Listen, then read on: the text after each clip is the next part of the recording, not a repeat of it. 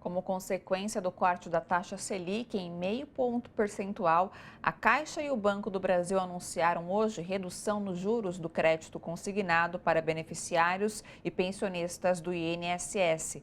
Na Caixa, a taxa de juros no consignado do INSS cai de 1,74% para 1,70% ao mês. No Banco do Brasil, a queda é de 1,81% para 1,77% ao mês. Essa e outras consequências do corte da taxa de juros estão no comentário do economista Paulo Nogueira Batista. Vamos acompanhar. O Comitê de Política Monetária do Banco Central reduziu a taxa de juro básica em meio ponto percentual. Antes da decisão, havia uma divisão das opiniões entre aqueles que acreditavam numa redução de meio ponto e aqueles que acreditavam na redução um pouco menor de 0,25 ponto percentual. Prevaleceu a visão mais otimista, por um placar de 5-4 no Copom, com o presidente do Banco Central e o novo diretor de política monetária, Gabriel Galípolo, votando ambos pela redução de meio ponto percentual.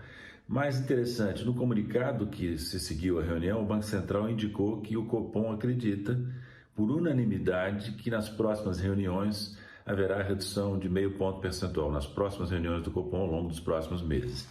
Isso foi mais do que se esperava, claramente, a combinação da decisão com a explicação de que no futuro haverá reduções mais expressivas do que antes se pensava.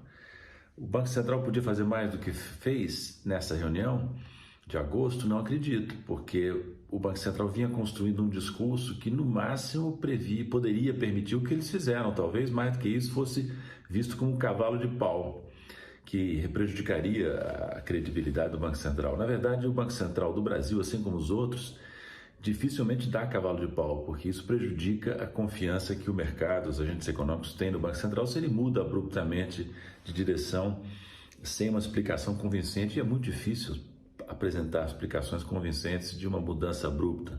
Então, os bancos centrais tendem a ser gradualistas e tendem a infletir. O que o Banco Central fez em agosto agora foi uma inflexão bem significativa que sinaliza numa direção muito positiva e dá um sinal de que a entrada dos novos diretores pode ser vista como algo que mude um pouco o jogo do Copom, apesar deles estarem, claro, ainda em minoria.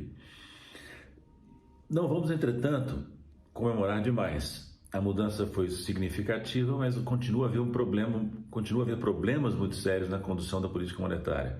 A taxa de juro continua altíssima para a situação da economia brasileira.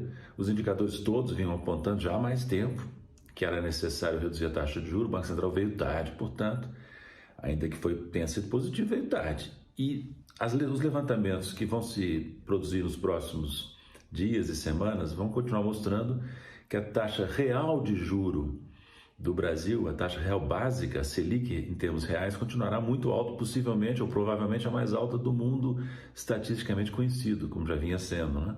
Na verdade, é importante notar, o Banco Central, ao demorar tanto em reduzir a taxa de juro nominal, permitiu que a taxa de juro real fosse aumentando no passado recente, uma vez que a taxa de juro nominal ficou constante quando a expectativa de inflação se mostrou declinante, claramente declinante. Então todos os indicadores pediam redução e é importante notar que talvez a taxa real de juro não tenha caído tanto, ou talvez nem tenha caído em função do declínio das expectativas de inflação, que foi também maior do que o esperado. Portanto, nós temos ainda uma política monetária, uma taxa de juro contracionista, como reconheceu o Banco Central no seu comunicado, e essa taxa de juro dificulta o crescimento da economia, atinge as finanças públicas, porque eleva o custo da dívida, mantém alto o custo da dívida pública, e concentra a renda nacional, porque beneficia aqueles que têm ativos financeiros e títulos do Tesouro em suas carteiras e recebem esse rendimento real extraordinário.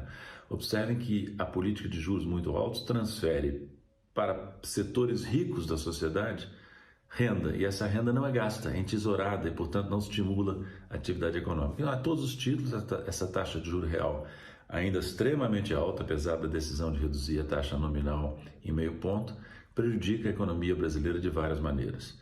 Restringe a possibilidade de retomar o crescimento, prejudica o chamado risco fiscal, onera as finanças públicas, é assim que prejudica o risco fiscal, e concentra a renda nacional. Portanto, é muito importante que o Banco Central, de fato, siga a trajetória que indicou agora de reduzir expressivamente a taxa de juro nominal ao longo das próximas reuniões.